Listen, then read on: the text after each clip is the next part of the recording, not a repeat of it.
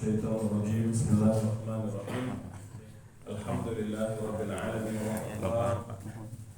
والصلاة والسلام على النبي المصطفى أشهد أن لا إله إلا الله وحده لا شريك له وأشهد أن محمدا عبده ورسوله لا نبي بعده اللهم صل وسلم وأنعم وأكرم على هذا النبي الكريم محمد sallallahu alaihi wasallam wa ala alihi wa sahbihi ajma'in.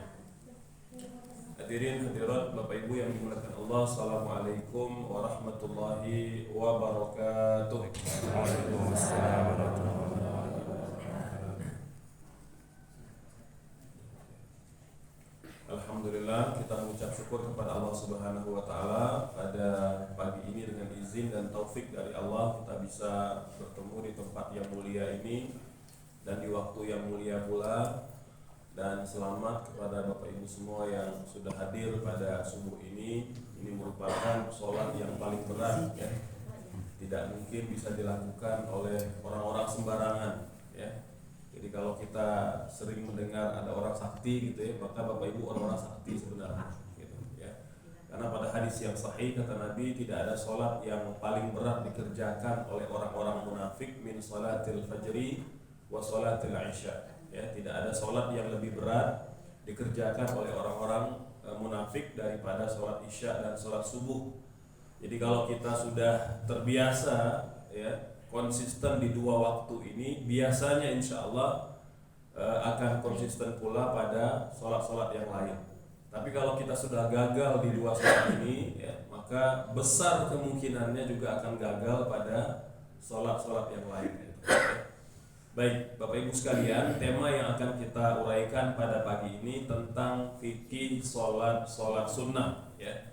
Tadi sudah dimukodimahi bahwa mengapa fikih sholat menjadi penting, karena dia menjadi cermin Bapak Ibu sekalian. Kita sering ulang-ulang di pertemuan ini bahwa semakin berkualitas ibadah sholat seseorang, maka semakin berkualitas pula kehidupannya ya. Oleh sebab itu Nabi juga sangat bersungguh-sungguh memperbaiki sholat sahabatnya ya. Diperbaiki terus, karena Nabi tahu bahwa kualitas sholat itulah yang nanti akan memperbaiki kualitas kehidupan mereka gitu ya.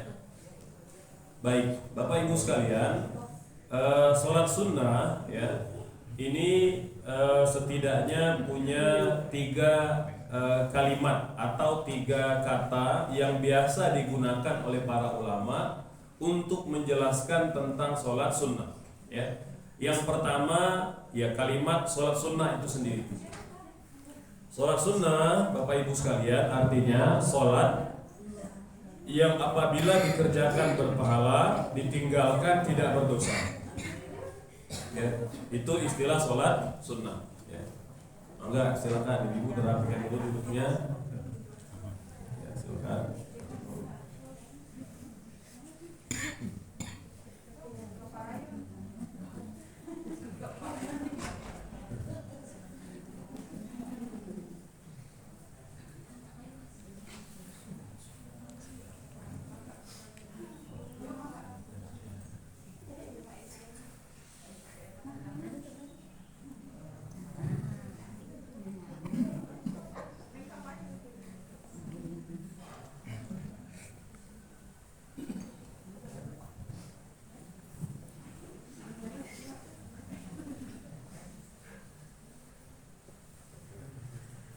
Baik Bapak Ibu sekalian, jadi sholat sunnah itu punya tiga istilah ya. Yang pertama istilah sholat sunnah itu sendiri ya. Sholat sunnah ini yang istilah yang paling sering kita dengar ya, karena memang sering diulang-ulang oleh guru-guru kita mungkin sejak di madrasah dulu ya, atau orang tua kita sejak kecil. Maka ini kalimat yang memang umumnya digunakan sejak masa Rasul Sallallahu Alaihi Wasallam untuk menjelaskan kategori sholat yang tidak wajib ya. Jadi semua jenis sholat yang tidak wajib itu masuk kategori sholat sunnah. Yang kedua, selain sunnah juga Al-Quran maupun Al-Hadis itu juga menggunakan kalimat nafilah ya. Fatahajjat bihi nafilatan lak gitu ya. Jadi nafilah ini kata lain dari kata sunnah, gitu. Artinya sama, ya, sesuatu yang sunnah dikerjakan. Hanya saja nafilah ini dia lebih menunjuk kepada sesuatu yang sangat utama, ya, hampir mirip dengan kata-kata fadilah. Jadi ada fadilah, ada nafilah. Ini bagus kalau punya anak perempuan namanya nafilah. Artinya sesuatu yang bernilai, sesuatu yang berharga, sesuatu yang sangat istimewa, itu nafilah artinya. Nafilah. Kemudian ada pula istilah tatawwu'. Tatawwu' ini juga sama, artinya sukarela. Karena sholat sunnah itu kita kerjakan secara sukarela. Kalau sholat fardu nggak boleh sukarela, dia harus dipaksa. Karena Allah memaksa kita untuk mengerjakan sholat fardu. Ya, apa bentuk paksaannya? Ya, hukumnya wajib. Karena kalau ditinggalkan berdosa. Ya, berbeda dengan sunnah ataupun nafilah. Ya. Baik, Bapak Ibu sekalian, jadi ibadah sholat, ya, ini merupakan ibadah fisik yang paling utama. Jadi ada banyak ibadah yang kita kerjakan, ya. Ada ibadah hati, ada ibadah fisik. Ibadah fisik itu juga ada banyak jenisnya, ya. Ada membantu orang, ada jihad, ada menuntut ilmu, ya. Apalagi, ya. Ada banyak ibadah-ibadah fisik, dan ibadah sholat sunnah kata Nabi merupakan ibadah fisik yang paling utama. Ibadah fisik yang paling utama. Nabi bersabda, "Saddidu wa qaribu wa'malu wa'lamu anna khairu a'malikum shalah wa la yuhafiz 'alal wudu' illa mu'min." Ya. Ya, jadi kata Nabi apa? Berlaku tepatlah sesuai dengan kebenaran, dan berusahalah mendekati kebenaran, dan beramallah. Ketahuilah bahwa sebaik-baik amal kalian adalah sholat, kata Nabi. Wa'malu anna khairu a'malikum shalah. Ya, jadi Bapak Ibu sekalian, ibadah sholat merupakan ibadah fisik yang paling utama. Jadi kalau kita ingin perbanyak ibadah sholat diantaranya. Ya, perbanyak ibadah sholat. Dan kata Nabi, wala yuhafiz 'alal wudu' illa mu'min. Gitu, ya. Tadi terhalang skrinnya. Oke, enggak perlu kan? Enggak apa-apa. Nah. Rekon aja.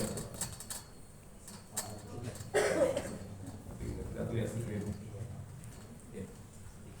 Baik. Jadi dan kata Nabi, tidak ada orang yang akan menjaga wudu melainkan orang yang beriman. Jadi Bapak Ibu sekalian, kata Nabi, ciri-ciri orang beriman itu senantiasa berwudu. Ada di antara Bapak Ibu yang selalu berwudu? Ya, kalau ada alhamdulillah.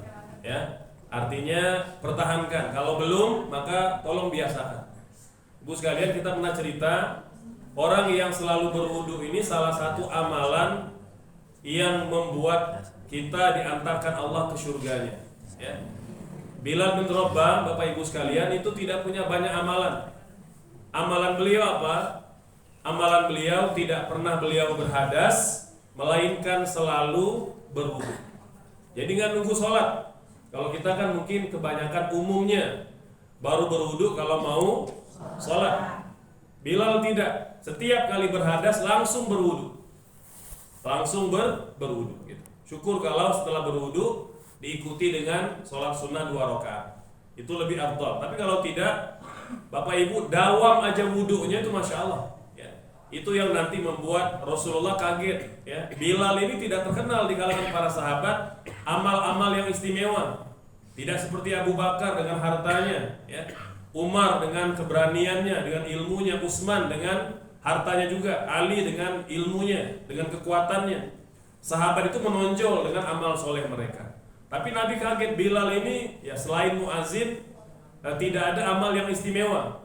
Maka ketika ditanya, kata beliau, ya Rasulullah, saya tidak pernah berhadas, ya, melainkan selalu segera berwudu. Kata Nabi, itulah yang membuat engkau diantarkan Allah ke surga. Amin. ya. Jadi ini yang pertama sekalian ya. Kemudian di antara keutamaan sholat sunnah ini yang pertama ditinggikan derajat kita kelak di surga. Ya. Jadi ada sahabat yang bertanya, ya Rasulullah, tolong doakan saya agar bisa bertetangga denganmu di surga. Masya Allah. Ya. Jadi ada sahabat yang ingin dikumpulkan oleh Allah kelak di surga bersama Nabi. Apa kata Nabi? Bantu saya, karena sahabat tadi minta didoakan. Kata Nabi, bantu saya dengan engkau memperbanyak sujud. Dengan cara engkau memperbanyak sujud. Maka sujud-sujud yang Bapak Ibu lakukan di masjid, di rumah, di musola, di sekolah, dimanapun ya, perbanyak sujud baik dalam ibadah sholat ataupun di luar sholat, maka itu insya Allah akan mengangkat derajat kita kelak di surga gitu. Kata Nabi, tidak seorang pun yang melakukan sujud melainkan setiap sujudnya satu menghapus dosa dan kedua mengangkat derajat ya. Makanya Bapak Ibu sekalian, di antara tradisi para sahabat Nabi itu, setiap kali mereka berbuat khilaf, mereka langsung sujud minta ampun kepada Allah Subhanahu wa taala. Bukan syukur, minta ampun, sujud minta ampun kepada Allah Subhanahu wa taala ya. Bahkan ada di antara mereka yang tidak hanya sujud tapi sholat sunnah dua rakaat yang kita kenal dengan sholat sunnah taubat. Setiap kali berdosa, setiap kali berbuat khilaf langsung sujud dalam sholatnya. Yang kedua, ditutupi kekurangan sholatnya. Ditutupi kekurangan sholatnya. Dalam hadis yang sahih pula kata Nabi, setiap kali kita sholat itu tidak semua dapat full pahala. Ada yang cuma dapat separuh, sepertiga, seperempat, seperlima. Nabi nyebut sampai sepersepuluh. Bahkan ibu-ibu dalam hadis yang lain, Nabi bersabda, ada orang yang sholat selama 50 tahun, 60 tahun, tak satu pun sholatnya diterima oleh Allah Subhanahu wa taala. Maka di antara fungsi sholat sunnah itu menambal yang kurang-kurang. Karena kan ketika nanti di akhirat, ibu-ibu sekalian, amal-amal kita yang bermacam-macam itu akan Allah kumpulkan. Itu yang pertama dihitung, itu sholat dulu sebelum Allah menghitung amal-amal yang lain. Maka kata Allah, ketika melihat sholat banyak yang kurang, kata Allah, falyanzur hal minas sunnah. Apakah laki-laki ini atau wanita ini melakukan ibadah-ibadah sholat sunnah? Kalau ada, maka fungsinya menambal kekurangan pada sholat-sholat fardu. Gitu, ya. Nah ini penting sekalian, ya, karena boleh jadi kalau kita kan sholat fardu itu, satu mungkin kurang ilmunya, yang kedua kurang khusyuknya, ya. Kemudian yang ketiga kurang penghayatannya, itu banyak kekurangan. Maka fungsi sholat sunnah dalam rangka menambal kekurangan sholat. Gitu, ya. Berikutnya, nah ini masya Allah ya. Jadi akan dibangunkan untuknya rumah di surga, masya Allah. Ya. Jadi kata Nabi, barang siapa ya, yang melakukan sholat sehari semalam sebanyak 12 rakaat, nah ini di luar yang fardu. Nanti kita akan rincikan mana aja yang termasuk 12 rakaat itu. Kata Nabi, barang siapa yang mengerjakan 12 rakaat di luar fardu, dibangunkan untuknya rumah di surga. Ya kalau dibangunkan rumah di surga, sudah pasti kita masuk surga, karena nggak mungkin rumahnya dibangun orangnya nggak masuk gitu. Ya, ini Bapak Ibu sekalian luar biasa fadilat keutamaan yang Allah berikan kepada mereka yang melakukan sholat sunnah. Bahkan sholat sunnah itu lebih baik dari dunia dan seisinya.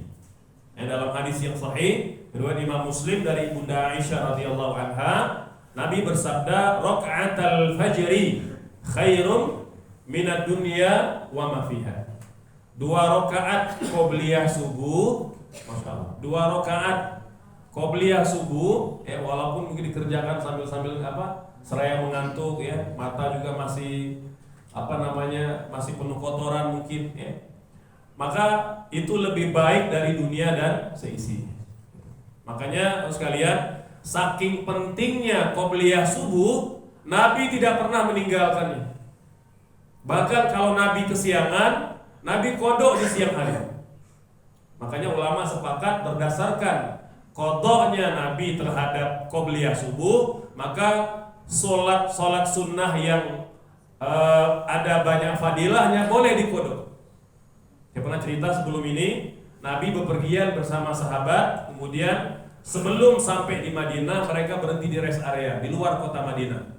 Mereka mau tidur, kata Nabi, Bilal kamu jaga, kamu ronda, kita mau istirahat dulu. Nanti subuh tolong bangunin. Ternyata sampai matahari terbit mereka baru bangun. Kata rawi hadis, hatta duribat alaihimus syams, sampai matahari yang membangunkan mereka. Subhanallah. Jadi matahari udah terbit. Kalau kita mungkin nggak terasa matahari terbit, ya. Kalau di Arab karena waktu itu tidurnya memang beratapkan langit, langsung itu kena sinar matahari. Dan Nabi lah orang pertama yang bangun. Beliau berkata, Ai Bilal, mana Bilal? Disuruh ronda kok tidur katanya. Ya. Kata Bilal, wahai Nabi, aku dikalahkan oleh kedua mataku. Maksudnya dia mengantuk gitu. Tertidur, maka Nabi perintahkan semua sahabat segera berwudu. Dan Nabi perintahkan Bilal azan. Jadi azan ketika matahari sudah terbit. Ya. Waktu itu karena tidak ada mikrofon, jadi gak ada masalah, gitu ya. Tapi jangan coba-coba di sini gitu ya, jam 7 azan gitu ya. Nanti bisa didatangi warga. Nanti siapa yang wafat, siapa yang meninggal. Ya. Nah ini kalau dalam kondisi azan kita tidak menimbulkan fitnah, maka Bilal azan padahal matahari sudah terbit. Kemudian Nabi dan sahabat sholat sunnah qobliyah subuh, padahal matahari sudah terbit. Maka ibu-ibu nggak boleh tinggalkan karena terlalu mahal dan tidak bisa digantikan oleh apapun. Nabi mengatakan lebih baik dari dunia dan seisinya. Ini bukan basa-basi. Memang nilainya lebih baik. Ya, walaupun kita tidak bisa melihatnya pada hari ini. Ya, tapi yakinlah, karena yang ngomong itu Rasulullah SAW. Maka percaya. Ya, jadi kalau seandainya gitu ya, kesiangan, qadha qobliyah subuhnya. Jangan tinggalkan. Ya, dan mengqadhanya upayakan tidak di depan orang. Gitu ya, karena bimbang nanti menimbulkan fitnah, gitu ya. Ini karena terlambat ke masjid gitu ya, habis subuh langsung sholat sunnah, di masjid gitu ya. Orang nanti nanya ini sholat apa gitu ya. Nah ini kan bisa menimbulkan fitnah. Maka kata para ulama, kecuali kalau memang di masjid itu orang sudah berilmu semua, sudah paham, baru boleh mengqadha sholat di masjid. Tapi kalau dibimbangkan menimbulkan fitnah, maka jangan sampai melakukan sesuatu yang menimbulkan pertanyaan. Ya, makanya penting sekalian, ada fikih-fikih yang kita perlu tahu. Dia tidak semata-mata boleh atau tidak, tapi pantas atau tidak. Maka tak boleh kita mengqadha sholat di masjid yang boleh menimbulkan pertanyaan. Termasuk jadi imam misalnya. Ya, ini ada yang nanya, Ustaz, boleh nggak imam sholat dengan qiraat yang berbeda? Ya, tidak seperti yang biasa dibaca oleh masyarakat. Kita baca Quran dengan cara baca siapa? Hafs an Asim dari jalur Imam Asy-Syatibi. Itu yang biasa dipakai di Indonesia. Maka jangan pakai bacaan yang lain. Jangan pakai bacaan Warash, jangan pakai bacaan Nafi', jangan pakai bacaan Qalun, karena bisa menimbulkan fitnah. Bisa menimbulkan fitnah. Ya, beda kalau mau imamnya di pesantren, santri udah pada tahu, oh ini bacaan Warash, oh ini bacaan Nafi', oh ini bacaan Hafs an Asim. Dia tahu. Ya, karena kalau orang tidak tahu, nanti dikira imamnya salah gitu ya. Baik pada harokatnya, baik pada lafalnya gitu ya. Nah, ini Bapak Ibu sekalian terkait keutamaan sholat sunnah. Dan sholat sunnah paling utama di mana? Di rumah atau di masjid? Kata Nabi, sholat umat Islam yang terbaik adalah di rumah, kecuali fardu, illal maktubah. Nabi bersabda, inna afdalas salati salatul mar'i fi baitihi illal maktubah. Salat yang paling utama adalah di rumah, kecuali fardu. Jadi kalau fardu yang laki-laki terutama, sepakat para ulama paling utama di masjid. Perempuan boleh ke masjid. Ya, kata Nabi, sholat wanita lebih utama di rumahnya, tapi jangan larang wanita-wanita kalian ke masjid. Artinya ibu-ibu kalau ke masjid boleh, karena ada manfaatnya, silaturahim atau kayak pengajian seperti ini ya, atau ada rapat dengan ibu-ibu dharma wanita misalnya gitu ya, atau ada mau bikin lomba anak-anak, boleh ya. Intinya walaupun lebih utama di rumah bagi ibu-ibu atau wanita, tapi kalau ada maslahat, ada kebaikan di masjid, boleh ke masjid ya. Kemudian Nabi juga bersabda dalam hadis yang lain, "Idza kharajta min manzilika fasalli rak'ataini yamna'anika min makhrajis su' wa idza dakhalta ila manzilika fasalli rak'ataini yamna'anika min madkhalis su'." Setiap kali masuk rumah dan keluar rumah, kata Nabi, upayakan sholat sunnah 2 rakaat. Mengapa? Karena dia langsung memproteksi kita dari segala pengaruh-pengaruh buruk. Ya. Dari pasar, dari kantor, dari mana gitu ya. Maka sebelum masuk ke rumah, itu cara kita membersihkan semua yang nempel pada tubuh kita ya.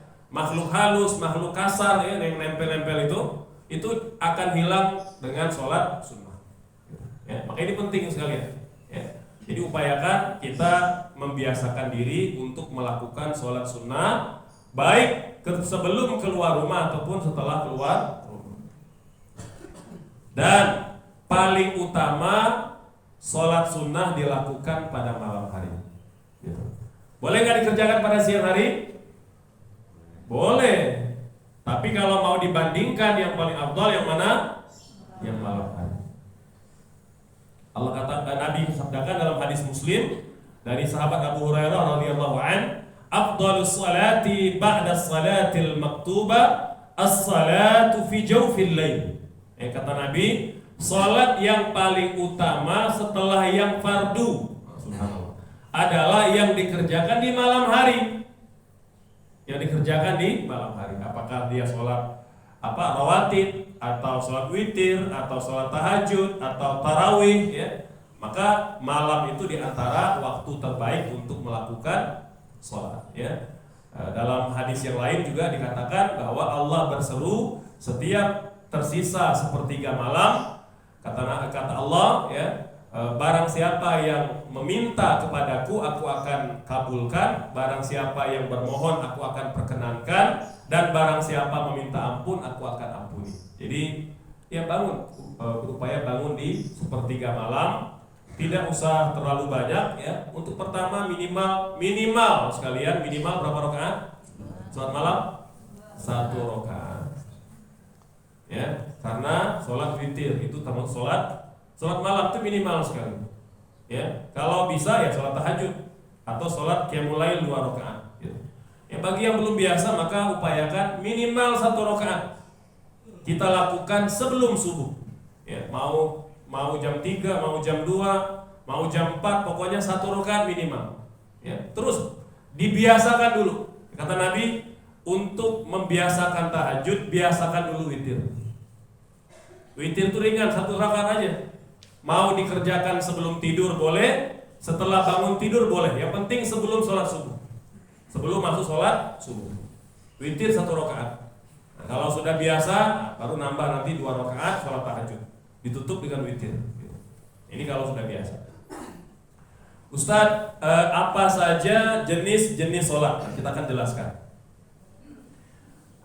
Jadi sekalian, para ulama itu punya berbagai istilah sebenarnya, walaupun ya sebenarnya sama ya. Kalau Imam Abu Hanifah itu menggunakan istilah masnunah dengan mandubah. Jadi ada istilah dalam madhab Hanafi. Ya, artinya apa? Sholat sunnah. Ya. Kalau madhab Maliki ada 3 nama, ada 3 kategori, ada sunnah, ada fadilah, ada nafilah yang tadi kita jelaskan di awal. Imam Syafi'i itu ada 2 kategori, yang disunnahkan berjamaah, yang tidak disunnahkan berjamaah. Ini kategori yang pertama. Yang kedua ada kategori muakkadah, ada ghairu muakkadah. Itu dalam madhab Syafi'i. Dalam madhab Hambali hanya ada dua, rawatib dengan ghairu rawatib. Ini istilah aja ya, jadi sebagai wawasan.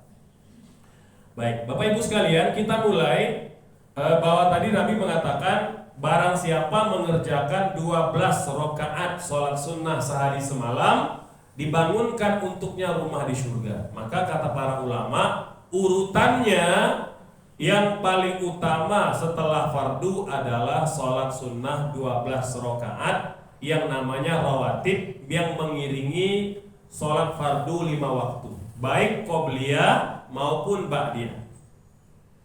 Ini kategorinya ya. Jadi ada yang muakkadah, ada ghairu muakkadah. Apa bedanya Ustaz? Bedanya kalau yang warna kuning yang di atas sunnah hukumnya, tapi tidak pernah Nabi tinggalkan. Tidak pernah Nabi tinggalkan. Sunnah tidak pernah Nabi tinggalkan. Bahkan Nabi kodok kalau ketinggalan. Ya. Ini yang 12 rakaat. 2 rakaat sebelum subuh, 2 rakaat sebelum zuhur, 2 rakaat sesudah zuhur, 2 rakaat sesudah maghrib, 2 rakaat sesudah isya. Gitu ya. Ini jumlahnya ada berapa?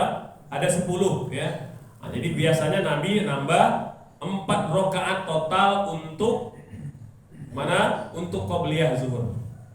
Jadi Nabi biasanya mengerjakan qobliyah itu 4 rakaat. Biasanya 2 rakaat salam, 2 rakaat salam. Ya, nah ini jumlahnya berapa? 12 totalnya, ya. Walaupun untuk sholat zuhur, Bapak Ibu sekalian, itu ada beberapa pola. Pola 1, 2 qobliyah, 2 ba'diyah. Pola 2, 4 qobliyah, 2 ba'diyah. Pola 3, 4 qobliyah, 4 ba'diyah. Ada 3 pola. Begitu, ya. Jadi ada 2, ada 4, ada 4. Boleh memilih salah satunya. Tapi yang biasa Nabi kerjakan pola berapa? 4. Jadi 4 qobliyah, 2 ba'diyah. Jadi kalau total berapa semuanya kalau yang kuning? 12. Ini yang Nabi maksudkan. Barang siapa mengerjakan 12 rakaat sehari semalam, dibangunkan untuknya rumah di surga. Udah, yang kita yang belum biasa duha, syuruk, tahajud, witir, udah minimal ini dulu 12 ini. 12 ini jaga baik-baik Bapak Ibu sekalian. Jaga, pelihara gitu ya. Jadi ya kalau capek lawan gitu ya. Jadi upayakan tidak pernah ketinggalan setiap hari. Ya kalau berhalangan beda cerita gitu ya, kalau ibu ya. Tapi kalau yang sedang sehat upayakan. Jadi jangan sampai terlewat. Ada yang kedua kategori ghair muakkadah. Nah, ini sunnah sering Nabi lakukan, kadangkala beliau tinggalkan. Nah begitu ya. Kalau yang pertama tadi apa? Sunnah tidak pernah Nabi tinggalkan. Kalau yang kedua, sering Nabi lakukan, kadangkala ditinggalkan. 2 rakaat sebelum asar, 2 rakaat sebelum maghrib, 2 rakaat sebelum isya. Gitu, ya. Jadi jika sebagian orang mengatakan nggak ada sholat sunnah qobliyah maghrib, nah ini jawabannya. Nabi melakukannya. Dalam hadis Imam Tirmidzi kata Nabi boleh, yang mau sholat silakan, yang tidak juga tidak apa-apa.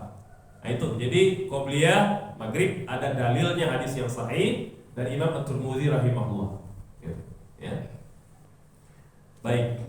Ya, kemudian tadi ini sudah kita ceritakan ya. Jadi ada 3 pola yang dilakukan oleh Rasul, pola 42, 44 dan 22. Baik.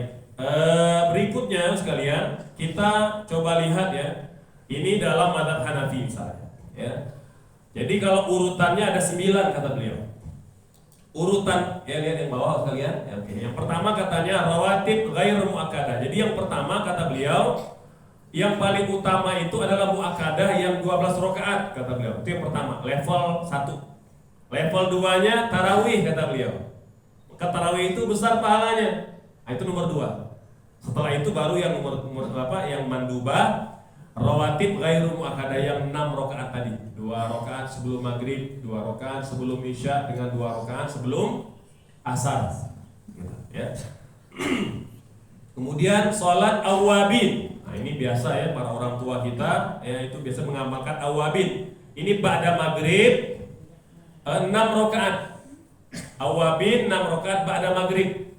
Bisa dengan 1 salam, 2 kali salam atau 3 kali salam. Jadi boleh 6 rakaat 1 salamnya. Boleh. Gitu ya.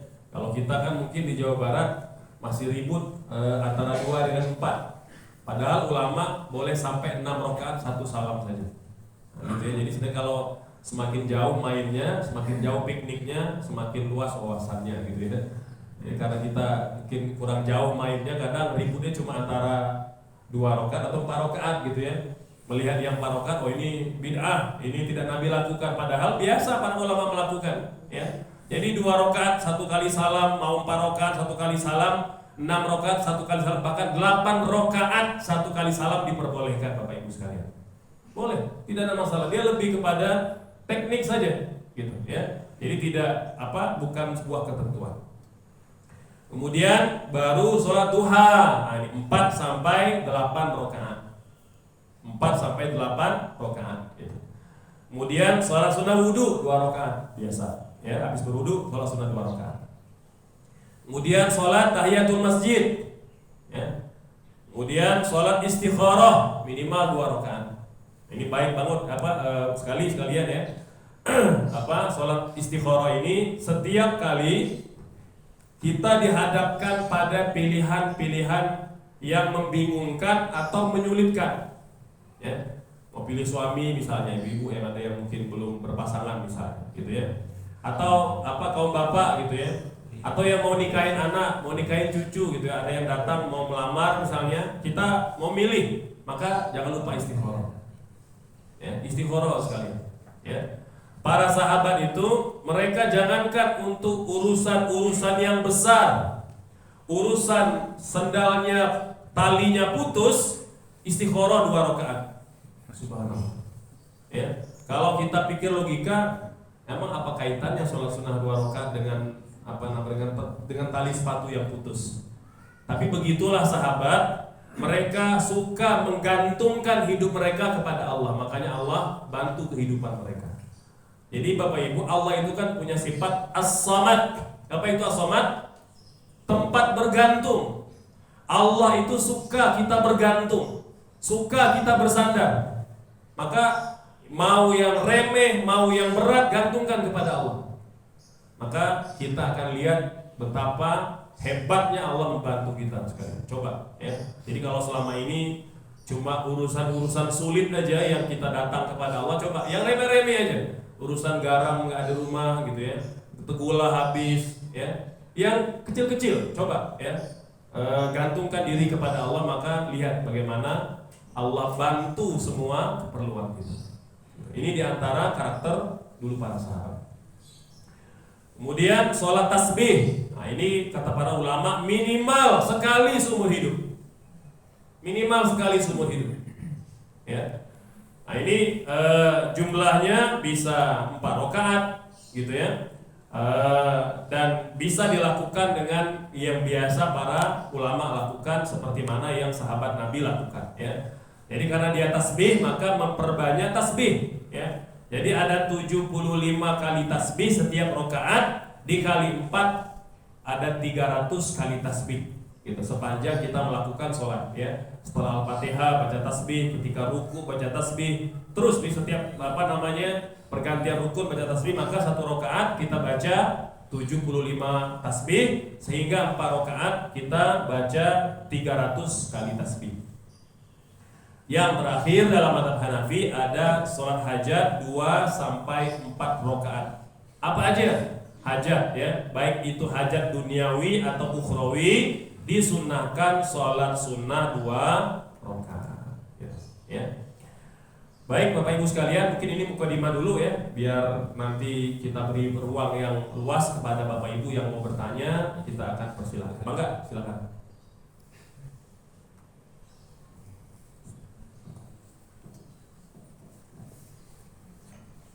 Ya silakan Kak. Ustaz, bahwa setelah asar itu tidak boleh ada sholat lagi ya. Terus kita sebelum maghrib sudah datang ke masjid mau sholat tahiyatul masjid, apakah boleh? Ya. Baik. Sholat tahiyatul masjid. Baik, Bapak sekalian, ada berapa waktu yang kita dilarang sholat? Harus tahu ya. Ada waktu-waktu yang kita dilarang sholat. Dalam hadis Muslim 3 waktu, dalam hadis Bukhari 2 waktu dicampur, ada 5 waktu yang dilarang kita melakukan sholat. Yang pertama, ba'da subuh. Ba'da subuh sudah tidak boleh sholat, kecuali yang belum sholat. Itu kalau yang belum sholat wajib sholat gitu ya. Nggak ada alasan, oh nggak boleh sholat, nggak wajib sholat. Oh nggak belum sholat kok. Ya. Yang kedua, ketika ketika matahari terbit. Nah, jadi makanya ada waktu syuruk, itu sudah melewati waktu terbit matahari, gitu ya. Kemudian yang ketiga, ketika matahari di atas kepala, itu juga waktu yang dilarang, gitu ya. Yang keempat, ba'da asar.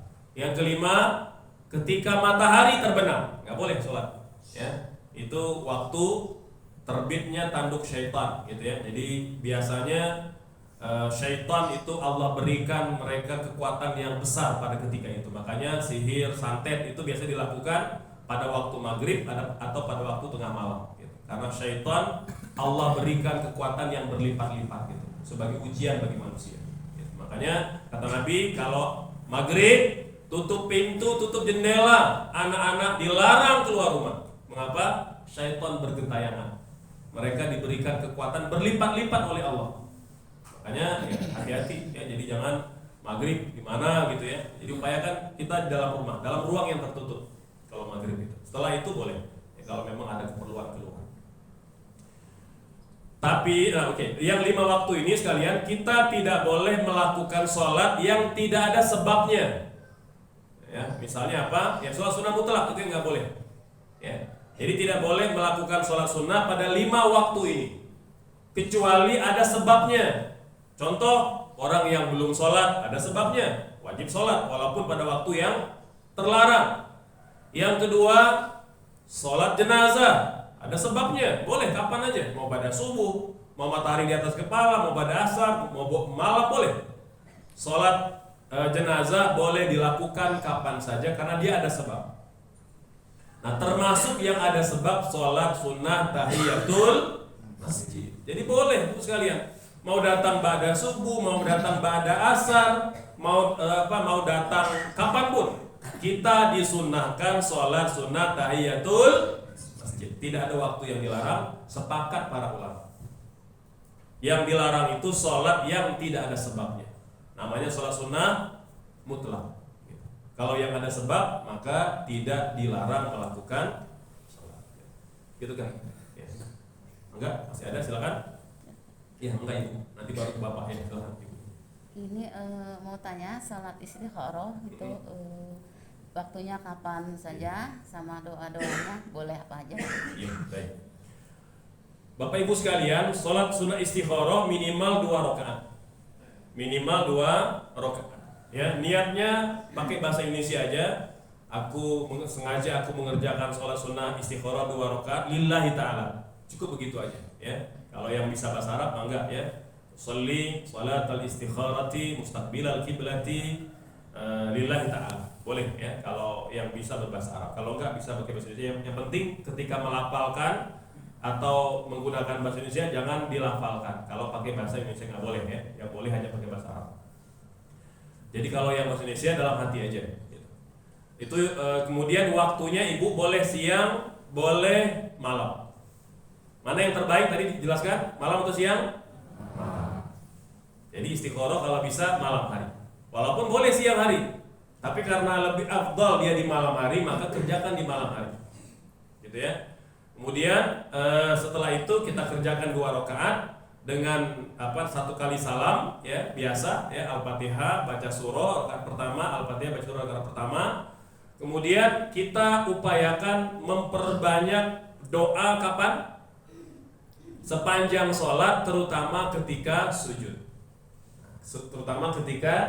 Nabi bersabda pada hadis yang sahih, jarak terdekat antara hamba dengan Allah bahwa sajid fa'aksiru fiha minad du'a. jarak terdekat antara kita dengan Allah, jangan bayangkan jarak itu jarak seperti jarak kita ya. Ini artinya Allah itu dekat dengan ilmunya, gitu, ya. Jadi Allah itu dekat artinya Allah mengabulkan doa kita. Kata Nabi, maka perbanyaklah doa ketika sujud. Nah, jadi makanya sunnah memperpanjang sujud. Kapan? Kalau sholatnya sendiri, bukan ketika menjadi imam. Apunten Bapak Ibu sekalian, ya. Ini kadang-kala ada yang salah kaprah gitu ya. Jadi jamaah komplain, Ustaz nih ada imam lama sujudnya Ustaz, saya nggak tahan, pinggangnya sakit gitu ya, lututnya sakit. Nah, ini salah sekali, punten ya. Yang sunnah memperpanjang sujud itu kalau sholatnya sendiri, bukan tatkala menjadi imam, ya. Apalagi kalau yang praktek seperti itu ketika dia sendiri pendek sujudnya, ketika imam kok jadi panjang gitu ya, nggak tahu kenapa gitu ya. Nah, jadi begitu. Jadi mengamalkan sunnah harus dengan ilmu. Nabi tidak pernah memperpanjang sujudnya kalau beliau jadi imam, nggak pernah. Beliau singkat sekali sholatnya, ya. Terlebih kalau di antara jamaah ada yang sudah sepuh, ada ibu hamil, ada yang bawa bayi, ada suara tangisan, itu beliau percepat sholatnya. Itu kata para sahabat. Maka kapan kita perpanjang sujud, Ibu? Itu ketika sholat sunnah. Dan ketika itulah kita berdoa. Sebenarnya doanya boleh doa apa saja, Ibu. Ya, tapi di antara doa yang Nabi ajarkan, Allahumma inni astaghiruka bi'ilmika wa astaqdiruka biqudratika wa as'aluka min fadlikal azim. Baru sebut ya. Nah, jadi Allahumma in kana ta'lam. Ya, jadi itu kalau diterjemahkan, ya Allah, aku beristikharah kepadamu dengan ilmumu, dengan keutamaanmu. Maka apabila pilihanku ini, ya, jadi memang kalau bisa Bapak Ibu sekalian, istikharah itu kita sudah punya pilihan, walaupun masih ragu. Yang datang si Ahmad sama Salman gitu ya, mau melamar putri ibu gitu ya misalnya kan. Ini kita bingung pilih yang mana. Sama-sama soleh, sama-sama baik, sama-sama sudah mandiri lah secara ekonomi, ya. Maka kita belum punya kita sudah punya pilihan walaupun masih ragu. Maka istikharah dilakukan dalam rangka memantapkan pilihan. Nah, begitu. Bahkan sampai ibu bapak sekalian menetapkan pilihan pun, yang penting istikharah, insya Allah aman pilihannya. Itu rahasianya. Insya Allah aman pilihannya. Jadi walaupun sampai kita udah milih nih, udah saya pilih Ahmad deh, nggak milih Salman, gitu ya. Kita udah milih Ahmad, itu kita masih ragu juga, tapi bapak ibu sudah istikharah, insya Allah aman.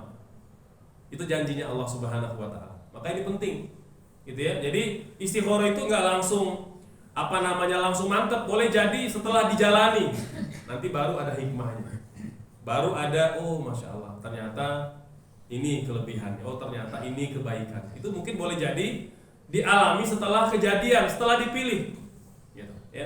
Jadi tidak selalu, Ustadz pokoknya saya belum dapat mimpi jadi belum bisa nentuin. Bukan begitu istikharah itu. Ini salah ya.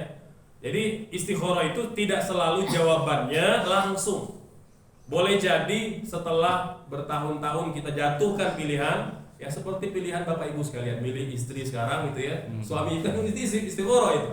Ya. Nah, itu boleh jadi jawabannya baru hari ini terasa, Masya Allah udah 30 tahun menikah, ini jawabannya. Begitu. Ya. Jadi Allah mengatakan setelah istikharah Allah cover pilihannya. Jadi intinya apa? Insya Allah pasti mendatangkan kebaikan. Itu diantara hikmah dari istikharah. Gitu. Nah, Ustaz, kalau yang belum hafal ya bisa pakai kertas ya. Nanti ketika boleh doanya ketika berdiri, ketika ruku. Kalau belum hafal boleh pakai kertas, boleh pakai handphone, boleh, nggak ada masalah. Kalau yang belum hafal. Atau kalau yang nggak biasa berdoa ketika sholat, setelah salam aja, Assalamualaikum warahmatullahi wabarakatuh, Assalamualaikum warahmatullahi wabarakatuh, baru doa, boleh juga. Ya, doanya setelah sholat itu. Ya, nah, ini kalau bisa doa yang tadi, kalau nggak bisa pakai doa biasa aja, sampaikan aja. Ya, Allah maha mengerti kok bahasa kita, gitu ya. Jadi mau bahasa apapun Allah paham. Gitu. Jadi kalau yang mau menghafal, coba hafalkan, gitu ya, karena bisa kita pakai dimanapun tentunya.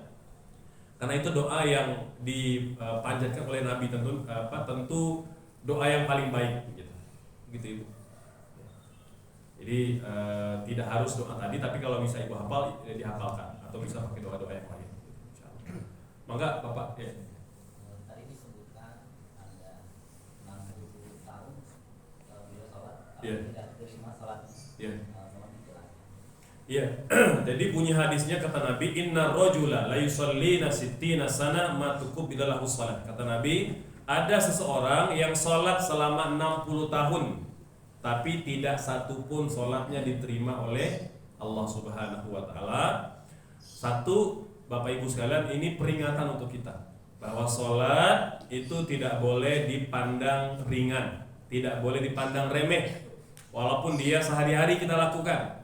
Allah udah 40 tahun sholat, masa mau diajari sholat lagi gitu ya? Nah, jangan sampai begitu.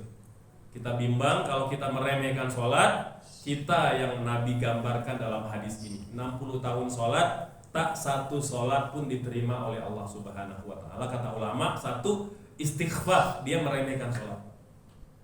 Boleh jadi bukan karena dia nggak tahu sholat, dia meremehkan sholat, memandang ringan sholat. Maka sholat, Bapak sekalian ya, ini ibadah yang paling utama. Segudang kebaikan kita ya, jutaan kali kita haji, jutaan hari kita puasa, tapi tidak sholat, maka tidak dihitung ibadah-ibadah yang lain itu, nggak dihitung sama sekali. Itu saking besarnya keutamaan sholat. Maka penting keluarga, istri, suami, anak-anak, masyarakat diajarkan tentang sholat, karena dia lebih utama dari segala yang kita lakukan pada hari ini. Ya, itu satu. Jadi ada istighfar. Yang kedua, kata ulama, Nabi juga menjelaskan pada hadis yang lain, tata caranya dilakukan sembrono, tidak khusyuk, tidak tumakninah, gitu ya. Seperti yang sering kita dapat itu kalau bulan Ramadan tarawih yang 20 rakaat cuma 3 menit itu. Nah, begitu, ya. Sholat kilat, gitu ya. Jadi baca Al-Fatihahnya cuma terdengar alhamdulillah dengan waladdallin gitu. Yang tengah-tengah enggak terdengar sama sekali. Ini sholat seperti apa? Ya. Ini kadang ada oknum menisbatkan pada tradisi pesantren, tradisi NU, itu saya marah gitu. Karena saya dibesarkan di tradisi NU. Ya, walaupun sekarang tinggal di Jawa Barat gitu. Ya. Jadi saya paham betul, nggak ada itu. 8 tahun nyantri di pesantren, nggak pernah kami diajarkan kiai seperti itu, nggak pernah. Nah, ini oknum-oknum yang memang kurang kerjaan atau memang ya mungkin lagi stres gitu ya. Jadi kayak seperti ngejar setoran aja gitu ya. Jadi ngejar setoran, pengen cepat selesai tarawihnya, udah begitu. Ya, sekalian, sholat yang tidak tumakninah tidak sah sholatnya, punten. Paling gampang aja. Paling gampang sekalian ya. Kita ruku ya.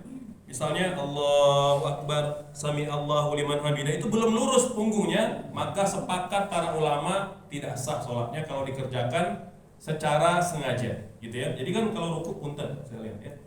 Ruku itu kan Allahu Akbar, tenang dulu, tenang sampai lurus seluruh persendian kita. Tangan itu memegang kedua lutut, ya, lengan lurus, pandangan ke tempat sujud, tidak ditukikan dan tidak pula didongakkan, tapi di antara keduanya. Kata Ibunda Aisyah, wa kana bainahuma, kata Ibunda Aisyah, Nabi kalau ruku itu dia antara, jadi tidak menukik kepalanya, tidak pula mendongak, antara. Jadi artinya dia lurus.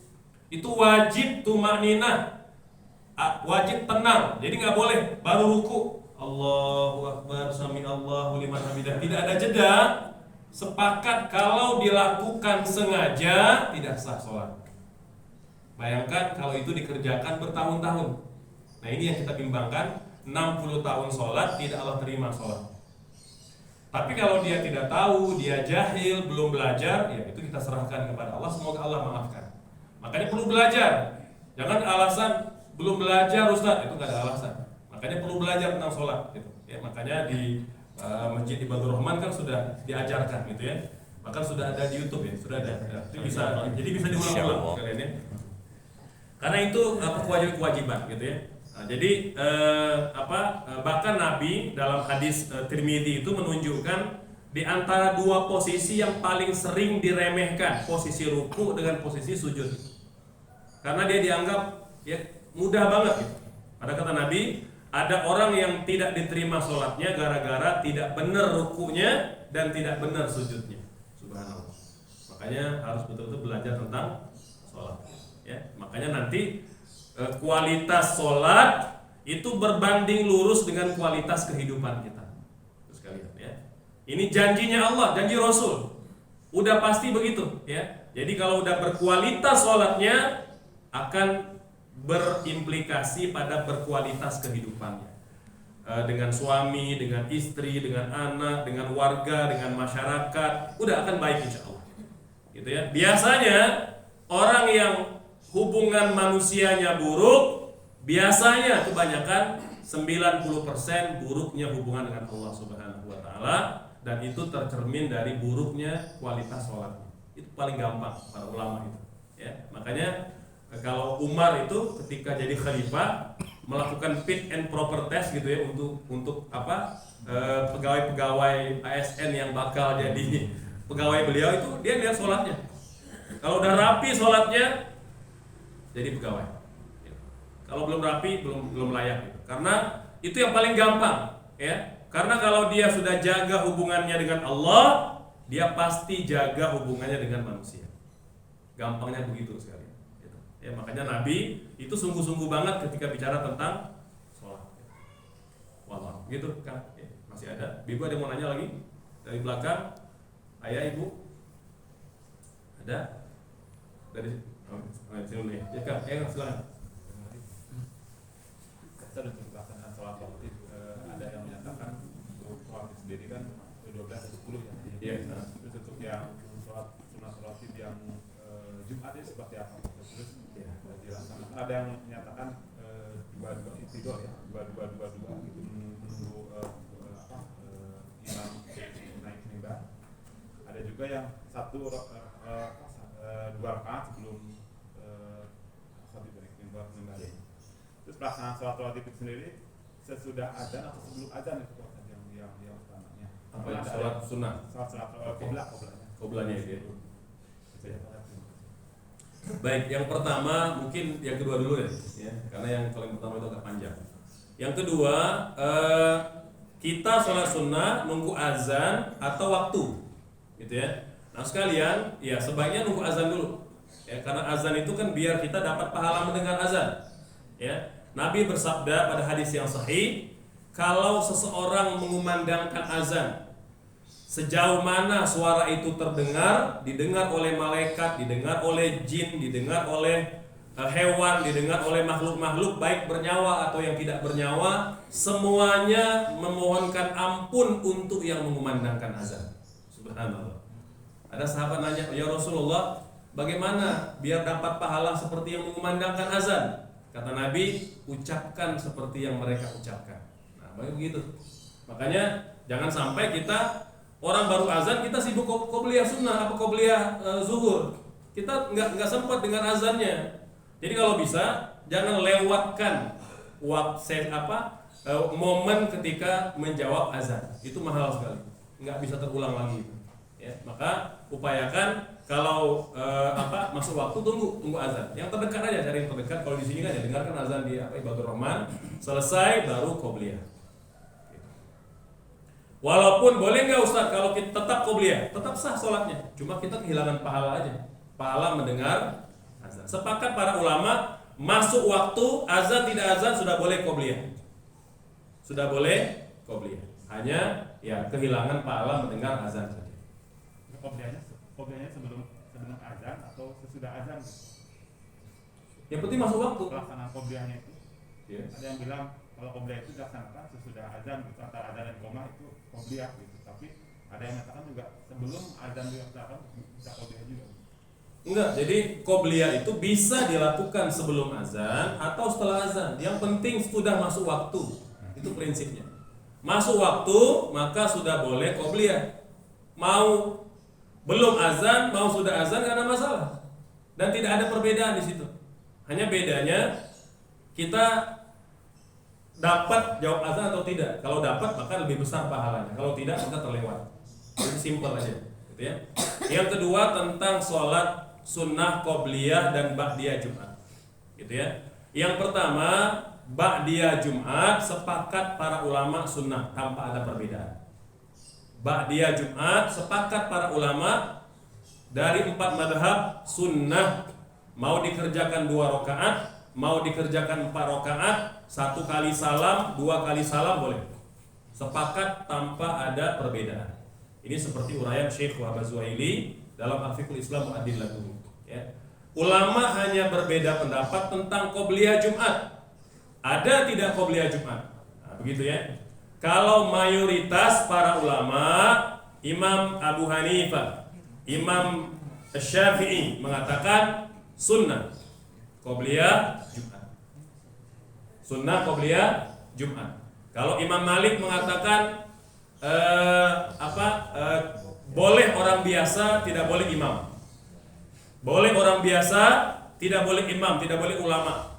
Karena bimbang nanti melakukan sesuatu yang belum pasti Nabi lakukan. Jadi kalau orang biasa boleh, ulama tidak boleh, imam tidak boleh. Kalau Imam Ahmad mengatakan tidak boleh sama sekali. Kata beliau tidak ada dalilnya. Dia ada khilaf di kalangan para ulama. Jadi kita toleransi aja, ya. Jadi kalau kita mau himpun qobliyah Jumat, sebagian besar ulama mengatakan sunnah. Imam Ahmad mengatakan tidak sunnah. Ya, tapi kata beliau kalau mau sholat sunnah boleh, tapi bukan niat qobliyah. Silakan niat apa aja. Yang penting bukan qobliyah Jumat. Ya, jadi lebih kepada perbedaan penafsiran saja.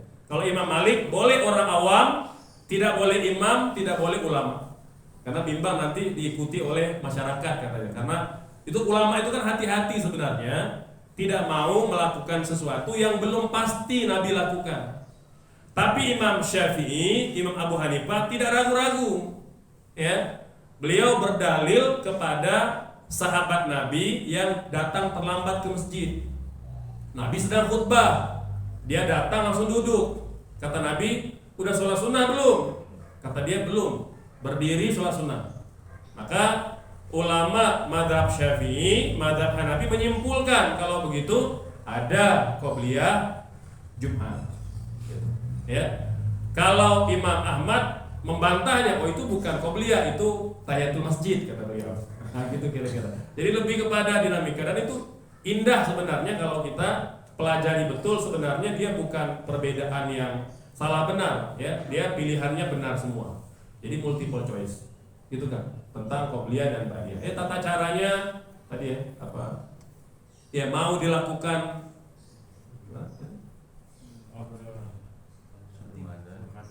Iya, jadi ya sama. Jadi intinya apa? Azan itu bukan patokan sebenarnya.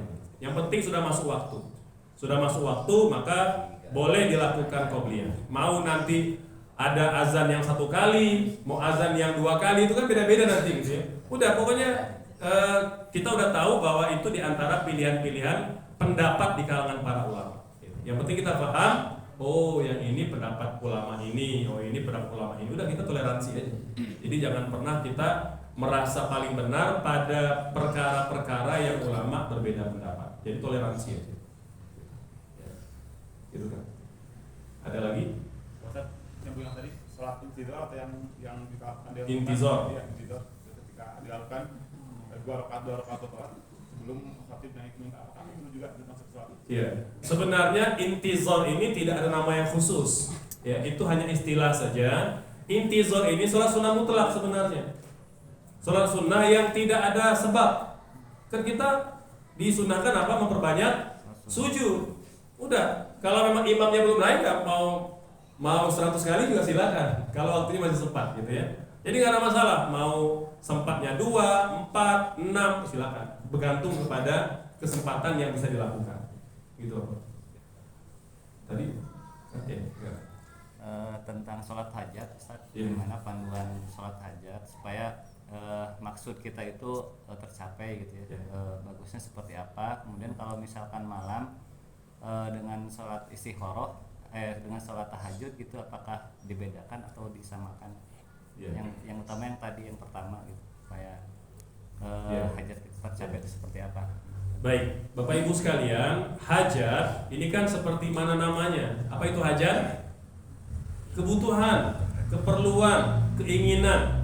Sahabat ya itu mengatakan bahwa kami tidak pernah menginginkan sesuatu, melainkan kami awali dengan 2 rakaat salat. Nah, itu sahabat Nabi. Jadi mereka pengen jualan, pengen bekerja, pengen apapun itu, mereka awali dengan 2 rakaat salat. Minta pertolongan kepada Allah. Itu tujuannya hajat itu. Kalau kita sekarang karena semakin banyak keperluan, keinginan, kita sampaikan nggak ada masalah, ya. Jadi boleh dengan sholat sunnah hajat. Dikerjakan lebih afdal pada malam hari. Boleh nggak siang hari? Boleh hajat siang hari? Boleh kata para ulama. Tapi paling afdal di malam hari. Kemudian minimal 2 rakaat, maksimal terserah. Kalau kuat 1000 rakaat, 1000 rakaat, gitu ya.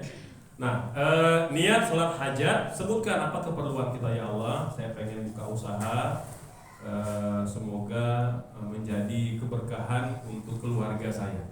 Begitu niatnya. Sudah, Allahu Akbar. Seperti biasa, Al-Fatihah, baca surah, ruku, sujud, Al-Fatihah, baca surah, ruku, sujud, dan perbanyak doa ketika sujud, gitu ya. Jadi tidak ada sebenarnya tata cara yang khusus, ya. Hanya saja Bapak Ibu sekalian, karena kita punya hajat, kata ulama, maka pilih waktu terbaik, pilih pula cara yang terbaik. Waktu terbaik dari malam hari, apalagi tatkala sedang hujan, ya. Apalagi pada waktu-waktu yang mustajab, ya, di sepertiga malam, ya, atau antara azan dan iqomah, ya. Ini kan waktu mustajab, dan lakukan dengan cara-cara yang terbaik. Artinya kita ada ada kesungguhan, ya. Biasanya para sahabat Bapak Ibu, kalau mereka mau sholat minta hujan, mereka keluar itu dengan pakaian yang lusuh. Jadi tidak pakai pakaian yang megah-megah, pokoknya pakai pakaian lusuh, gitu ya. Mereka awali dengan puasa, dengan perbanyak istighfar, bersedekah, maka sama dengan hajat.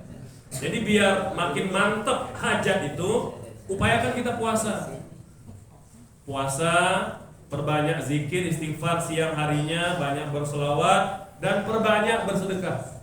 Jadi mohon maaf, Allah itu kan suka kita PDKT dulu. Allah suka begitu. Ya. PDKT ada maunya, boleh. Allah suka begitu, ya. Nah, ditambah lagi kalau hajat itu kita sebutkan, ibu-ibu sekalian, amal-amal soleh yang dulu pernah kita kerjakan. Boleh kita ungkit lagi, boleh. Mengungkit amalan boleh nggak? Nggak boleh kepada manusia. Boleh nggak kepada Allah? Boleh. Dalam hadis Bukhari Muslim, 3 orang laki-laki yang dulu, ya, itu mengungkit amal solehnya kepada Allah. 1, pernah berkesempatan berbuat zina, dia tinggalkan karena Allah. Ya Allah, kalau saya kerjakan itu karena Engkau, tolong kami. Allah selamatkan dia. Yang kedua, laki-laki yang punya orang tua, punya istri, punya anak, setiap hari bawa susu. Hari itu istri anak menangis minta susu, dia tidak berikan karena nunggu ayahnya bangun, ibunya bangun. Ibunya sudah tidur, tunggu sampai keesokan harinya. Anak istri malamnya kelaparan atau kehausan. Siang hari dia berikan ayah ibunya minum susu, baru dia berikan kepada kepada istri anaknya. Kata beliau, ya Allah, kalau aku kerjakan itu karena Engkau, selamatkan kami. Allah selamatkan dia. Yang ketiga, cerita tentang seorang pengusaha, ya, punya karyawan, punya banyak petani, mengembala kambing. 1 orang tidak ngambil upah pada hari penerimaan gaji, udah pulang kampung dia. Disimpan uang gaji itu oleh pengusaha ini, berbulan-bulan baru datang, ya. Dan uang yang tadi dia simpan dibeliin kambing sepasang, jantan betina. Ternyata berkembang biak jadi 300 ekor kambing. Berapa ibu sekalian? 300 ekor kambing, gaji yang tidak diambil tadi. Datang pegawainya, mana gaji saya? Kata beliau, itu gaji kamu, 300 ekor kambing.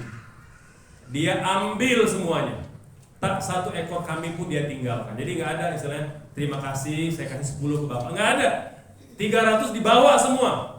Jadi nggak ada ucapan, nggak ada uang apa kadede, ada, dibawa semua. Ya, kata Bung Ustaz tadi, ya Allah kalau aku kerjakan itu ikhlas karena Engkau, tolong kami Allah selamatkan dia. Jadi boleh kita mengungkit amal soleh. Makanya kata para ulama, di kondisi genting, kalau bisa kita punya satu simpanan amal soleh yang nanti bisa kita pakai untuk ngungkit kepada Allah. Nah kira-kira Bapak Ibu kalau ditanya sekarang, di antara amal soleh yang sudah kita kerjakan 40 tahun, 50 tahun itu, mana kira-kira amal soleh yang nanti kita bakal pakai? Ada nggak kira-kira? Sudah ada belum? Yang betul-betul ikhlas, yang kita yakin 100% 100 ikhlas, ada nggak? Insya Allah. Kalau belum ada, sekarang harus mulai cari kira-kira mana ya? Oh yang ini nih, oh yang ini nih. Ketika suami lagi butuh modal ini, saya bantu. Itu kalau bisa itu pegang gitu. Pegang betul-betul ketika genting, suasana lagi darurat, minta kepada Allah, ungkit amal soleh itu. Demi Allah Bapak Ibu, ini amalannya para wali-wali Allah Subhanahu wa Ta'ala.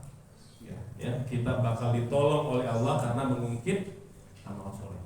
Itu penting. Jadi sholat hajat tidak semata-mata sholat hajatnya, tapi bagaimana ditambah dengan amal-amal yang lain. Silakan, masih ada? Masih ada ya, silakan. Ya, Ibu ada yang mau nanya lagi nggak? Nggak ada? Yang bakal ada ayah Ibu? Oh nggak ada ya, baik. Ya. Ustaz, ini ada beberapa pertanyaan. Pertama untuk sholat rawatib sebelum zuhur, ada hadis dari Bunda Aisyah, 4 rakaat sebelum zuhur dan 4 rakaat setelah zuhur. Kalau itu benar, bagaimana mekanismenya? 2-2-2-2 atau 4-4 gitu. Terus juga ada 4 rakaat sebelum asar. Ya, itu juga ini fadilahnya juga surga gitu ya. Sama itu. Iya. Masih ada? Satu-satu aja. Ya. Jadi Bapak sekalian, betul hadis yang sahih dari Ibunda Aisyah juga tentang pola mengerjakan sholat qobliyah dan ba'diyah zuhur. Tadi kita udah jelaskan, kan dia bisa 3 pola, ya bisa berapa 3 pola. Yang pertama apa polanya? Pola 2-2, pola kedua 4-2, pola ketiga 4-4. Boleh pilih salah satunya. Nah, bagi yang memilih ada yang 4-4 atau 4-2, boleh dikerjakan 4 rakaat 1 kali salam, boleh pula 2 rakaat salam, 2 rakaat salam. Boleh. Tidak ada masalah. Tidak ada khilaf di kalangan para ulama, hal itu diperbolehkan. Ulama hanya berbeda pendapat mana yang lebih afdal.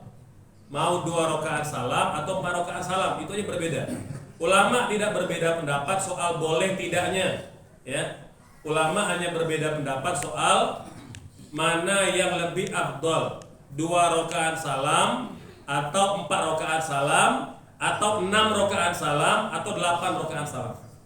Kata kita katakan ya, tidak hanya 4-2, bisa 6, bisa 8. Itu kan. Kalau 4 berarti nggak usah awal. Iya. Kalau 4 yang 4 rakaat perlu nggak tahiyat?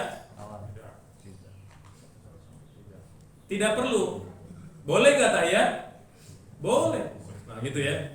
Perlu nggak tahiyat? Tidak perlu. Boleh nggak tahiyat? Boleh. Karena tahiyat bukan rukun. Tahiyat awal bukan rukun. Bapak Ibu sholat zuhur misalnya, lupa duduk tahiyat, langsung yang ketiga. Sah nggak sholatnya? Sah nggak sholatnya? Ini kok ragu-ragu nih. Sah nggak sholatnya? Sah. Sepakat para ulama sah. Ulama hanya berbeda pendapat, perlu nggak ditambah dengan sujud sahwi. Ulama banyak mengatakan tambah sujud sahwi karena walaupun dia sunnah tidak pernah Nabi tinggalkan. Nah gitu kira-kira. Makanya kalau kita harusnya sholat zuhur atau asar atau isya kan duduk tahiyat itu lupa, Bapak Ibu langsung berdiri. Kalau langsung berdiri, kita duduk lagi atau lanjutkan? Lanjut. Ini jawabannya harus dengan ilmu gitu ya. Baik ya. Jadi kalau zuhur, asar atau isya, kita harusnya duduk tahiyat awal langsung berdiri lupa. Kalau sudah mulai baca Al-Fatihah, itu patokannya. Sudah mulai apa? Baca Al-Fatihah, jangan duduk lagi. Lanjutkan. Kalau sudah baca Al-Fatihah, Bismillahirrahmanirrahim, Alhamdulillahirrahmanirrahim, lupa baru kita belum tahiyat, maka lanjutkan. Lanjutkan nanti setelah selesai tahiyat akhir, sebelum salam sujud sahwi 2 kali, baru ucapkan salam kanan maupun kiri. Ini kalau kita sudah baca Al-Fatihah. Kalau belum baca Al-Fatihah, Allahu Akbar, baru ingat kita belum tahiyat, maka duduk lagi. Dan lanjutkan rakaat ketiga dan keempat. Kalau kita belum mulai baca Al-Fatihah, Imam Syafi'i mengatakan kalau sudah baca Al-Fatihah, kita duduk lagi, batal sholatnya. Batal sholatnya. Makanya patokannya baca Al-Fatihah. Itu aja gampang ya. Jadi patokannya, ibu kalau lupa terlanjur berdiri dan udah mulai baca Al-Fatihah ya, dan basmalah, kebanyakan para ulama mengatakan bagian dari Al-Fatihah, maka kalau dia udah baca Bismillahirrahmanirrahim, maka dia sudah dianggap sudah mulai baca Al-Fatihah, maka tidak duduk lagi. Lanjutkan rakaat ketiga dan keempat. Nanti setelah selesai tahiyat, sebelum salam sujud 2 kali seperti biasa, kemudian duduk baru Assalamualaikum warahmatullahi wabarakatuh. Assalamualaikum warahmatullahi wabarakatuh. Itu kalau sudah mulai Al-Fatihah. Kalau belum mulai Al-Fatihah, boleh duduk lagi, lanjutkan. Dan tidak ada kewajiban baca dan tidak ada kewajiban untuk sujud. Jelas ya? Sekalian? Ya. Kalau dalam berimam berjamaah itu gimana? Misalkan imam tuh ya tadi salah ya, lupa duduk tahiyat awal langsung berdiri. Kemudian makmum bilang subhanallah subhanallah gitu ya. Nah, misalkan imamnya tuh terlanjur sudah baca basmalah gitu. Nah, itu sebaiknya gimana makmum itu berarti harus berdiri juga atau menunggu imam yang sebenarnya harusnya tahiyat awal gitu. Ya.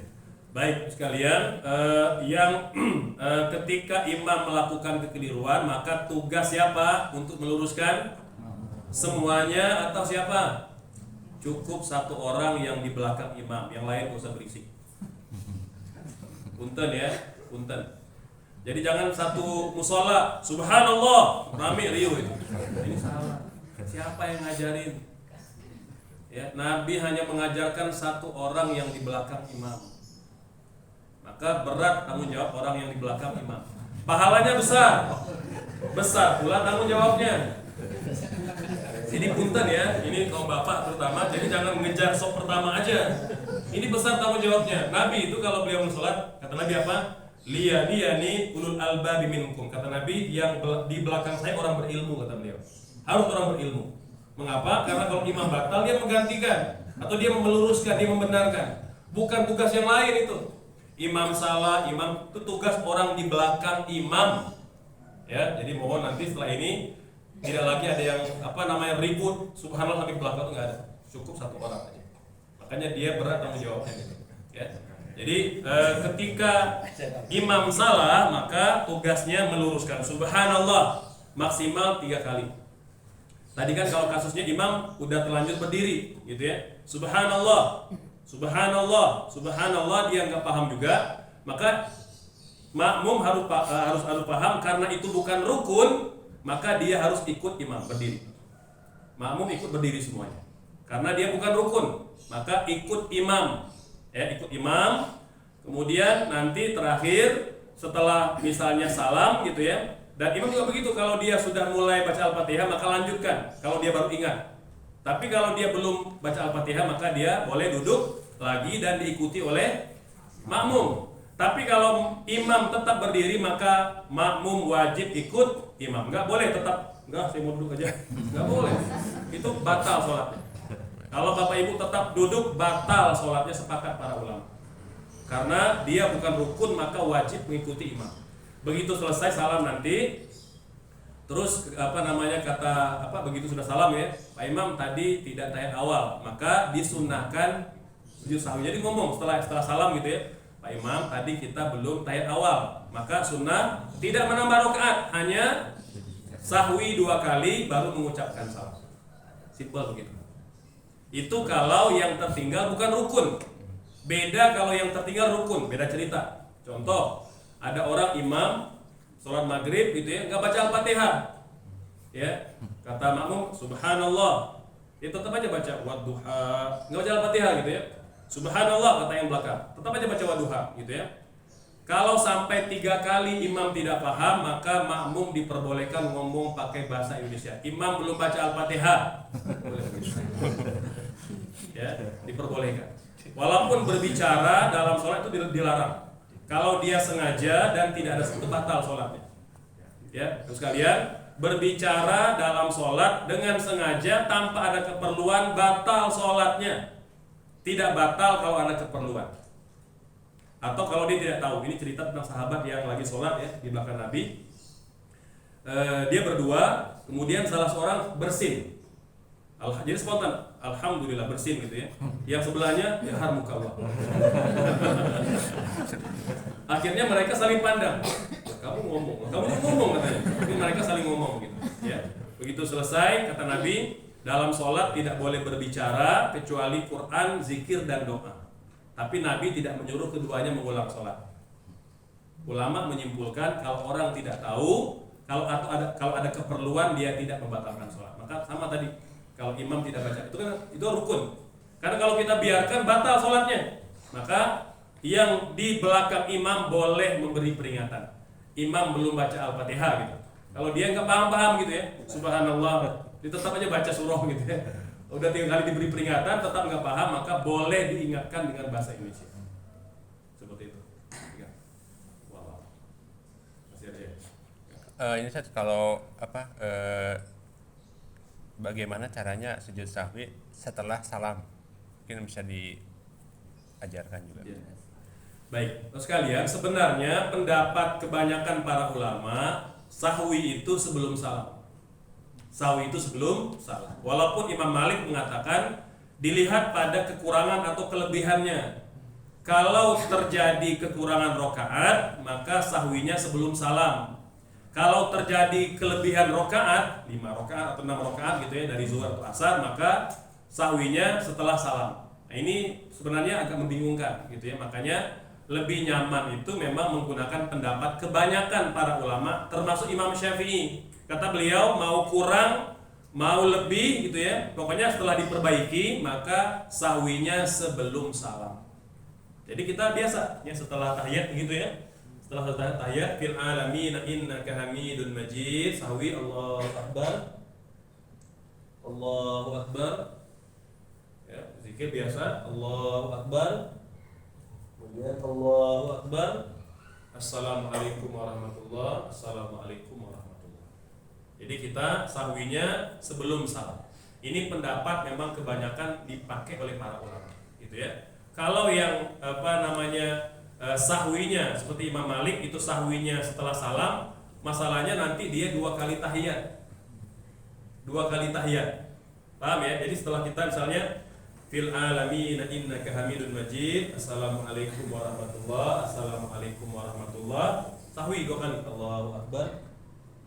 Allahu akbar. Allahu akbar. Allahu akbar. Baca tahiyat lagi, at-tahiyatul mubarakatuh sampai fil alamin innaka hamidun majid, baru salam lagi. Jadi agak berat gitu. Makanya pendapat Imam Syafi'i ini banyak dipakai oleh para ulama karena lebih simpel. Jadi mau terjadi lebih atau kurang dilakukannya kapan? Sebelum salam. Karena cukup dengan 1 kali tahiyat saja, tidak perlu mengulang tahiyat. Itu lebih simpel. Kalau makmumnya Pak, Kenapa? makmumnya Ikut imam. Ikut imam. Makmum tidak boleh menyelisih imam, nggak boleh. Ya, makmum wajib ikut imam. Ya. Sama juga ketika sujud syukur, sujud tilawah gitu ya. Contoh, imam baca ayat sajadah misalnya, tapi dia tidak sujud. Boleh nggak imam sujud? Boleh nggak makmum sujud? Nggak boleh. Ya, kecuali kalau imam sujud, gitu ya. Kalau imam sujud, maka makmum wajib sujud. Walaupun itu sunnah bagi imam. Tapi karena dia sudah sujud, maka makmum wajib sujud. Tapi kalau imam baca ayat sajadah, dia tidak sujud, kalau makmum sujud maka batal sholat makmumnya karena tidak mengikuti. Jadi ini imam memang powerful sekali ya kalau dalam sholat. Ya, ini kan untuk tumanina. Ya. Kurang-kurangnya kan membaca subhanallah. Ya. Ketika ruku biasa ketika terus berdiri tidak biasa kita nggak sadar di tangan itu bergoyang gitu. Ya. Kemudian lanjut sujud. Ya. Itu apakah termasuk tumanina? Ya, kalau tidak sengaja nggak ada hukum bagi yang tidak sengaja. Tidak ada hukum bagi yang tidak sengaja. Orang yang tidak sengaja, orang yang lupa, orang yang tidak tahu, orang yang khilaf, nggak ada hukum. Dia tidak berdosa. Ya, termasuk dalam sholat, gitu ya. Misalnya tangannya emang udah biasa, pokoknya spontan kadang garuk rambut, garuk betulin. Memang kalau dia spontan, nggak diniatkan, maka tidak batal sholat. Selama memang tidak diniatkan. Dia bergerak, ya kadang ada yang begitu ya. Memang dia spontan, udah biasa begitu, maka tidak membatalkan. Selama memang tidak diniatkan dan tidak sengaja. Yang sengaja itu kalau memang kalau yang batal yang disengaja, gerakan yang disengaja. Untuk yang ini proses sebelum subuh kita salat nih. Yeah. Kan pahala qobliyah subuh tuh besar sekali ya. Yeah. Sebenarnya besar hasilnya gitu ya. Kalau kita sholat qobliyah subuh dulu akan ketinggalan satu rakaat subuh gitu ya, yang fardunya gitu ya. Itu mana dulu Pak Ustadz ya? Terus apa kita qobliyah dulu atau ikut imam aja supaya nggak ketinggalan dari makmum gitu? Ya, baik. Untuk sekalian, kalau kita mau sholat sunnah, walaupun yang utama, tapi imam sudah mulai sholat, maka wajib memulai sholat segera, tidak melakukan lagi sholat sunnah. Itu lebih besar pahalanya, ya. Jadi segera bergabung bersama imam. Kemudian setelah itu kalau kita mau qada, silakan qada, gitu ya.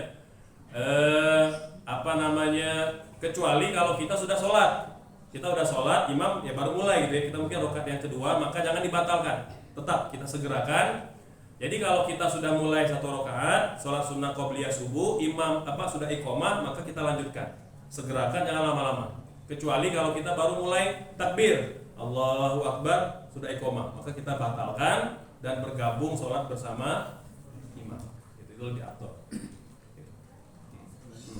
Kalau sholat tobat ya itu ada dari Ada ya. Jadi hadis yang sahih kata sahabat, jadi tentang sholat sunnah tobat ibu sekalian, dalam hadis yang sahih dikatakan bahwa para sahabat tidak pernah mereka berbuat dosa melainkan mereka akan mengiringi dengan 2 rakaat sholat sunnah, gitu ya.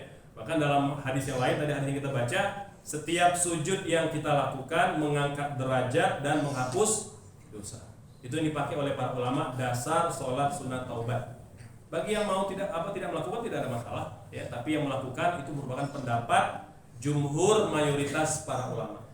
Pendapat jumhur mayoritas para ulama.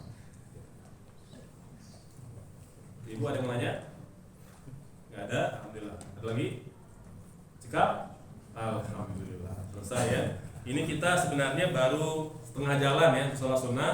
Kita nanti semoga di bulan depan nanti bisa kita akan ada sesi yang kedua sholat sunnah, terutama sekali mungkin nanti yang berkaitan dengan sholat istisqa, ya, sholat gerhana, Idul Fitri, Idul Adha dan lain-lain. Ini tentu perlu dijelaskan secara terpisah ya. Semoga diberi umur pada bulan depan insyaallah. Ini kalau ulama yang ada hadis bahwa generasi terbaik adalah 30 Ya.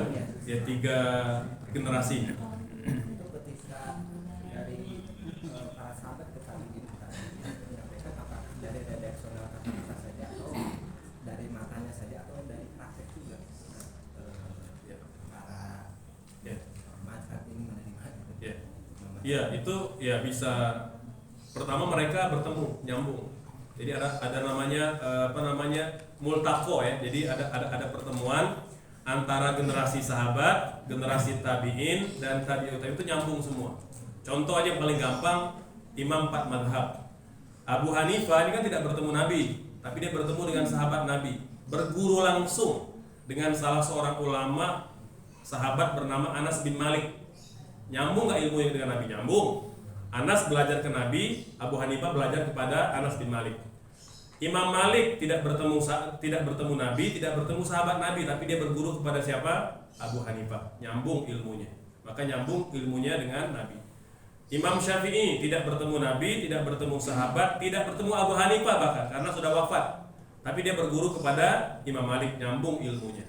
Datang nanti Imam Ahmad. Ini dua gurunya. Di antara ulama yang terdahulu, dia belajar kepada Imam Syafi'i, belajar pula kepada Imam Malik, maka nyambung ilmunya. Maka kita bisa pastikan ulama 4 mazhab ini tersambung sanad mata rantai ilmunya.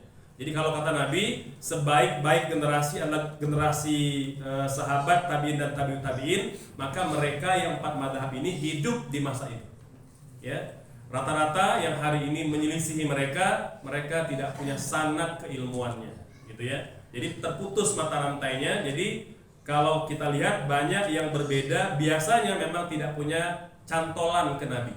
Jadi mereka bikin cantolan sendiri, gitu ya. Misalnya, mohon maaf ya, di antara ulama yang banyak mungkin berbeda dengan pendahulunya Imam Ibnu Taimiyah rahimahullah. Ini beliau ulama ya.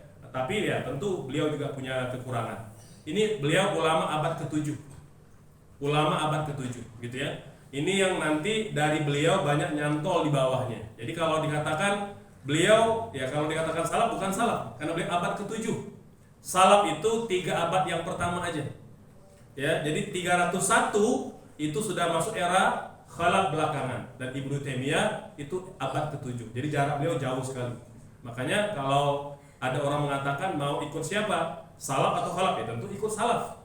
4 mazhab itu ulama salaf. Adapun Ibnu Taimiyah dia masuk generasi khalaf. Walaupun beliau ulama, kita menghormatinya, kita memuliakannya, tidak boleh mencelanya. Beliau punya ijtihad dan itu tanggung jawab beliau dengan Allah Subhanahu wa taala.